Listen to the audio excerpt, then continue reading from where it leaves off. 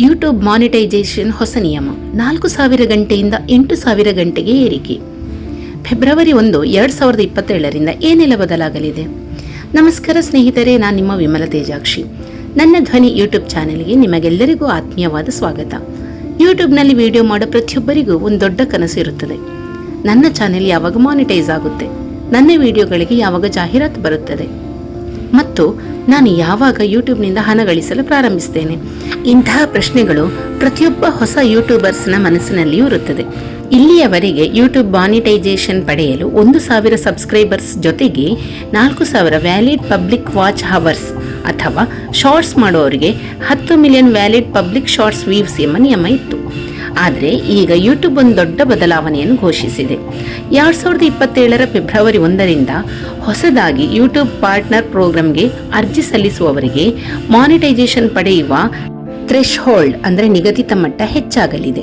ಅಂದರೆ ಇದುವರೆಗೆ 4,000 ಗಂಟೆಗಳಿದ್ದ watch hour requirement 8,000 ಗಂಟೆಗಳಿಗೆ ಏರಲಿದೆ.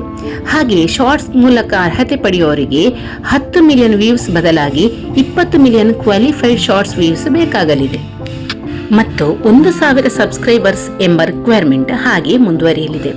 ಈ ಬದಲಾವಣೆ ಏಕೆ ಬಂದಿದೆ? ಯಾರಿಗೆ ಅನ್ವಯಿಸುತ್ತದೆ? ಈಗಾಗಲೇ ಮಾನಿಟೈಸೇಷನ್ ಆಗಿರುವವರಿಗೆ ಏನಾಗುತ್ತದೆ? ಪ್ರಸ್ತುತ ಮಾನಿಟೈಸೇಷನ್ಗೆ ಪ್ರಯತ್ನಿಸುವವರು ಏನು ಮಾಡಬೇಕು? ನಾವು ಒಂದೊಂದಾಗಿ ಸರಳವಾಗಿ ತಿಳಿದುಕೊಳ್ಳೋಣ. ಮೊದಲನೇದಾಗಿ, ಹೊಸ ನಿಯಮ ಯಾವಾಗದಿಂದ? ಇದು ಬಹಳ ಮುಖ್ಯವಾಗಿದೆ. ಈ ಹೊಸ ನಿಯಮ 2027ರ ಫೆಬ್ರವರಿ 1ರಿಂದ ಜಾರಿಗೆ ಬರಲಿದೆ. ಅಂದರೆ ಈಗಲೇ 8,000 ಗಂಟೆಗಳ ನಿಯಮ ಜಾರಿಯಾಗಿಲ್ಲ.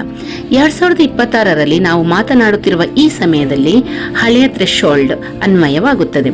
ಅಂದರೆ 2027 ಫೆಬ್ರವರಿ 1ರಿಂದ YPPಗೆ ಸೇರುವವರಿಗೆ, ಅಂದರೆ ಯೂಟ್ಯೂಬ್ ಪ್ರೋಗ್ರಾಂ ಪಾರ್ಟ್ನರ್ಗೆ ಹೊಸದಾಗಿ ಸೇರುವವರಿಗೆ ಈ ಥ್ರೆಶ್ಹೋಲ್ಡ್ ಅನ್ವಯವಾಗುತ್ತದೆ. ಮತ್ತು ಯೂಟ್ಯೂಬ್ ಚಾನೆಲ್ ಆರಂಭಿಸುವವರು ಈ ಬದಲಾವಣೆಯನ್ನು ಈಗಲೇ ತಿಳಿದುಕೊಳ್ಳುವುದು ಬಹಳ ಮುಖ್ಯ. ಹಿಂದಿನ ಬದಲಾವಣೆ ಮತ್ತು ಈಗಿನ ಬದಲಾವಣೆಯನ್ನು ಗಮನಿಸುವಾಗ, ಮೊದಲಿಗೆ 1,000 subscribers plus 4,000 valid public watch hours ಅಥವಾ 1,000 subscribers plus 10 million qualified shorts views.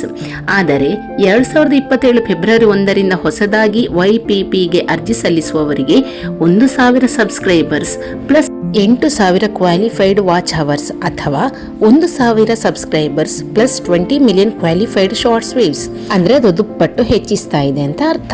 ಅಂದರೆ 8,000 ವಾಚ್ ಹವರ್ ಅಂದ್ರೆ ಏನು ಅನ್ನುವ ನಿಯಮವನ್ನು ನಾವು ಸರಿಯಾಗಿ ತಿಳ್ಕೊಳ್ಳೋಣ. ಇಲ್ಲಿ ಒಂದು ವಿಷಯವನ್ನು ಸರಿಯಾಗಿ ಅರ್ಥ ಮಾಡ್ಕೋಬೇಕು. 8,000 ಗಂಟೆಗಳು ಎಂದರೆ ನಿಮ್ಮ ಒಂದೇ ಒಂದು ವಿಡಿಯೋಗೆ 8,000 ಗಂಟೆಗಳ ವಾಚ್ ಟೈಮ್ ಬೇಕು ಎಂದಲ್ಲ. ನಿಮ್ಮ ಅರ್ಹವಾದ ಪಬ್ಲಿಕ್ ಲಾಂಗ್ ಫಾರ್ಮ್ ಕಂಟೆಂಟ್ ಅನ್ನು ಜನರು ವೀಕ್ಷಿಸಿದಾಗ ಸಿಗುವ ಕ್ವಾಲಿಫೈಡ್ ವಾಚ್ ಟೈಮ್ ಒಟ್ಟಾಗಿ ಸೇರಿ ಕಳೆದ 365 ದಿನಗಳಲ್ಲಿ 8,000 ಗಂಟೆ ತಲುಪಬೇಕು. ಆದರೆ ಇಲ್ಲಿ ಕ್ವಾಲಿಫೈಡ್ ಅಥವಾ ವ್ಯಾಲಿಡ್ ಎಂಬುದು ಬಹಳ ಮುಖ್ಯ. ಯೂಟ್ಯೂಬ್ ಎಲ್ಲಾ ರೀತಿಯ ವಾಚ್ ಟೈಮ್ ಅನ್ನು ಮಾನಿಟೈಸೇಷನ್ ಥ್ರೆಶ್ಹೋಲ್ಡ್ಗೆ ಪರಿಗಣಿಸುವುದೇ ಇಲ್ಲ. ಇದರ ವಿವರಣೆ ಮುಂದೆ ಮಾಡ್ತೇನೆ ನಾನು. ಈಗಾಗಲೇ ಮಾನಿಟೈಸೇಷನ್ ಆಗಿರುವವರಿಗೆ ಏನಾಗ್ತದೆ ಅನ್ನುವ ಪ್ರಶ್ನೆ. ಯೂಟ್ಯೂಬ್ ಸ್ಪಷ್ಟಪಡಿಸಿರುವಂತೆ ಈಗಾಗಲೇ YPPಯಲ್ಲಿರುವ ಕ್ರಿಯೇಟರ್ಸ್ ಈ ಹೊಸ ಎಂಟ್ರಿ ಥ್ರೆಶ್ಹೋಲ್ಡ್ನಿಂದ ಪರಿಣಾಮಕ್ಕೆ ಒಳಪಡುವುದೇ ಇಲ್ಲ. ಆದರೆ ಯೂಟ್ಯೂಬ್ ಕೆಲವು ಹೊಸ ಟರ್ಮ್ಸ್ ಮತ್ತು ಮಾನಿಟೈಸೇಷನ್ ಸಂಬಂಧಿತ ವಿಷಯಗಳನ್ನು, ನಿಯಮಗಳನ್ನು ಜಾರಿಗೆ ತರುತ್ತಿವೆ. ಈಗಾಗಲೇ ಮಾನಿಟೈಸೇಷನ್ಗೆ ಪ್ರಯತ್ನಿಸುತ್ತಿರುವವರು ಏನು ಮಾಡಬೇಕು? ಇಲ್ಲಿ ನನ್ನ ಒಂದು ಸಲಹೆ: ಭಯಪಡಬೇಡಿ. ಯೂಟ್ಯೂಬ್ ಚಾನೆಲ್ ಆರಂಭಿಸುವುದನ್ನು ನಿಲ್ಲಿಸಬೇಡಿ. ಬದಲಾಗಿ ನಿಮ್ಮ ಗುರಿಯನ್ನು ಸ್ಪಷ್ಟವಾಗಿ ಇಟ್ಟುಕೊಳ್ಳಿ. ನಿಮ್ಮ ಚಾನೆಲ್ ಇನ್ನೂ ಮಾನಿಟೈಸ್ಡ್ ಆಗಿಲ್ಲದಿದ್ದರೆ 2027 ಫೆಬ್ರವರಿ 1ಕ್ಕೂ ಮೊದಲು ಪ್ರಸ್ತುತ ಈಗ ಇರುವ ನಿಯಮವೇ ಅನ್ವಯ ಆಗಿರುವ ಕಾರಣ ನೀವು YPP ಎಲಿಜಿಬಿಲಿಟಿ ಪೂರೈಸುವ ಸಾಧ್ಯತೆ ಇದ್ದರೆ, ಅಂದರೆ 4,000 ವಾಚ್ ಅವರ್ ಮತ್ತು 1,000 ಸಬ್ಸ್ಕ್ರೈಬರ್ಸ್ ನಿಮ್ಮಲ್ಲಿ ಈಗಾಗಲೇ ಆಗಿದ್ದರೆ, ಇನ್ನು ನಮಗೆ 4 ತಿಂಗಳು ಟೈಮ್ ಇದೆ, ಜನವರಿ ತನಕ. ಅಲ್ಲಿಯ ತನಕ ಟೈಮಲ್ಲಿ ನಮ್ಮ ಎಲ್ಲ ನಿಯಮ ಏನಿದೆಯೋ ಅದನ್ನು ಪೂರೈಸಿಕೊಂಡ್ರೆ ಖಂಡಿತವಾಗಿ ಮಾನಿಟೈಸೇಷನ್ಗೆ ಪ್ರಯತ್ನಿಸಬಹುದು. ನಾವು ಯೂಟ್ಯೂಬ್ ಸ್ಟುಡಿಯೋದಲ್ಲಿ ನಮ್ಮ ಎಲಿಜಿಬಿಲಿಟಿಯನ್ನು ಪರಿಶೀಲಿಸಬೇಕು. ಅಂದರೆ ನಮ್ಮ ಚಾನೆಲ್ಗೆ ಅನ್ವಯವಾಗುವಂತಹ ಕರೆಂಟ್ ರಿಕ್ವೈರ್ಮೆಂಟ್ ಅನ್ನು ನಾವು ಅರ್ನ್ ವಿಭಾಗದಲ್ಲಿ ನೋಡಬಹುದು. ಅಲ್ಲಿ ವಿವರವಾಗಿ ನಮಗೆ ತಿಳಿಸ್ತದೆ ಅದು. ಆದರೆ ಒಂದು ವಿಷಯ ನೆನಪಿಟ್ಕೊಳ್ಬೇಕು, ಕೇವಲ ಮಾನಿಟೈಸೇಷನ್ಗಾಗಿ ಕಂಟೆಂಟ್ ಮಾಡಬೇಡಿ. ಜನರಿಗೆ ಉಪಯೋಗ ಆಗುವಂತಹ ಕಂಟೆಂಟ್ ಮಾಡಿ. ಆಗ ವಾಚ್ ಟೈಮ್ ಸಹಜವಾಗಿ ಹೆಚ್ಚಾಗ್ತದೆ. ವಾಚ್ ಹವರ್ಸ್ ಹೆಚ್ಚಿಸಲು ಏನು ಮಾಡಬೇಕು? ಇಲ್ಲಿ ಯಾವುದೇ ಶಾರ್ಟ್ಕಟ್ ಹುಡುಕೋದು ಸರಿಯಲ್ಲ. Fake views, fake watch time ಅಥವಾ ಕೃತಕವಾಗಿ ವ್ಯೂಸ್ ಹೆಚ್ಚುವ ಬೇರೆ ಯಾವುದೇ ಫೇಕ್ ನ್ಯೂಸ್ಗಳು ಇದನ್ನೆಲ್ಲ ನಾವು ಬಳಸದೆ ನಾವು ಉತ್ತಮ ಕಂಟೆಂಟ್ ಮೂಲಕ ನಾವು ಜನರ ಮನಸ್ಸನ್ನು ತಲುಪಬೇಕು. ಇಲ್ಲದಿದ್ದರೆ ಈ ರೀತಿ ಮಾಡುವಂತಹ ಪ್ರಯತ್ನಗಳು ನಮ್ಮ ಚಾನೆಲ್ಗೆ ಸಮಸ್ಯೆಯನ್ನು ಉಂಟು ಮಾಡಬಹುದು. ಈಗ ಉದಾಹರಣೆಗೆ ಜನರಿಗೆ ಬೇಕಾದ ಮಾಹಿತಿ ಏನು ಗಮನಿಸ್ತಾರೆ ಜನರು? ಶಿಕ್ಷಣಕ್ಕೆ ಸಂಬಂಧಿಸಿದ ವಿಷಯಗಳು, ಅಡುಗೆ, ಕಥೆಗಳು, ಜೀವನ ಚರಿತ್ರೆಗಳು, ಉಪಯುಕ್ತ ಮಾಹಿತಿ, ಸಾಮಾಜಿಕ ವಿಷಯಗಳು ಮತ್ತು ನಿಮ್ಮದೇ ಅನುಭವದ ಆಧಾರದ ಮೇಲೆ ಮಾಡುವಂತಹ ಒರಿಜಿನಲ್ ಕಂಟೆಂಟ್.